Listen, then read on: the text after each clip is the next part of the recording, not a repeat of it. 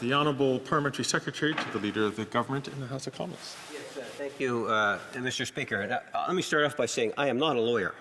Having said that, Mr. Speaker, when I think of Annette Verschuren, who was an appointment of Stephen Harper, who was an advisor to Brian Mulroney, and who has been appointed indirectly to as the chair and no longer is the chair of SDTC, Mr. Speaker.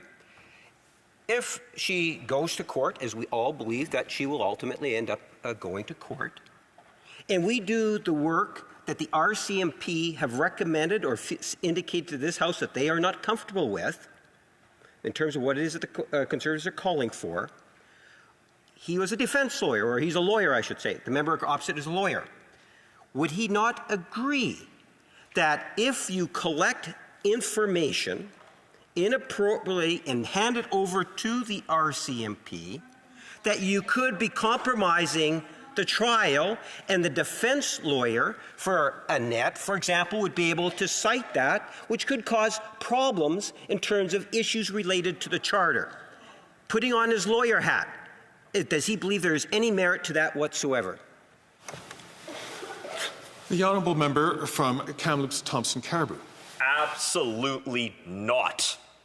What charter right is compromised by what he is saying? A person has a right to a free trial, and I will fight for that right for anybody. I don't care who worked for Brian Mulroney. Like I said, I don't care if it's the person sitting next to me. Canadians deserve transparency. And that member wants to obfuscate. I don't care who they are. The RCMP will do their thing.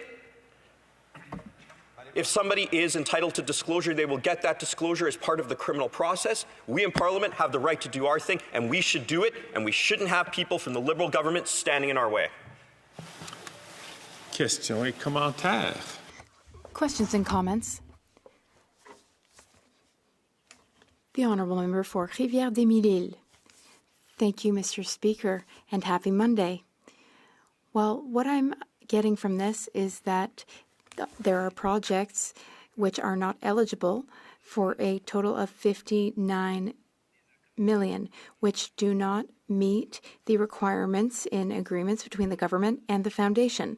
That's what I understand from this. The Conservatives are really insisting on this, and for good reason. The government must face the facts and produce the documents. Here's my question. What is the difference between a conflict of interest, possible negligence, and corruption? Because this morning I hear a lot of talk about corruption, saying the government hasn't produced the documents. But why are the Conservatives insisting on using the term corruption?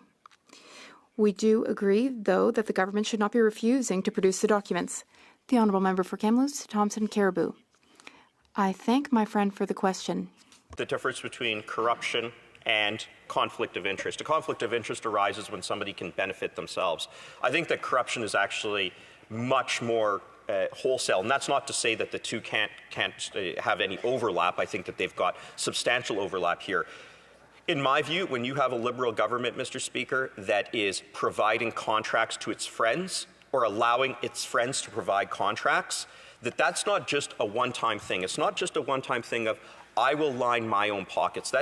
This was a decision to systematically fleece taxpayers and to do it in a way that would be covered up. That is corruption. I don't know how that isn't corruption if a person or a party, in this case the Liberals, deliberately decides to ensure that people get rich off the backs of taxpayers. Those individuals were in a conflict of interest, or even an apparent conflict of interest is enough, as in, if it looks bad, you should be recusing. This didn't just look bad, this was bad.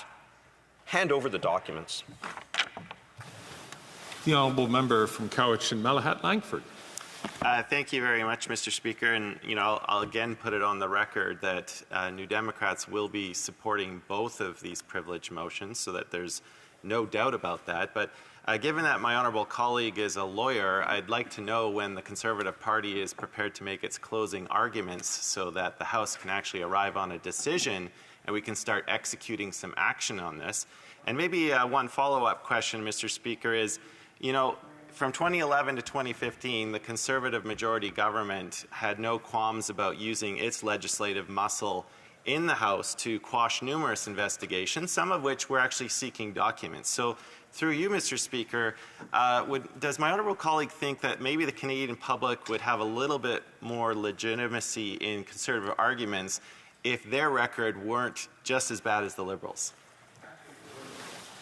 The honourable member from Kamloops Thompson Caribou. Oh, this question really fascinates me. It implies that Canadians don't have an appetite to investigate scandal. It's like the people of Canada are saying, oh, go ahead, please, please, take our $330 million and give it to Liberal insiders as you see fit.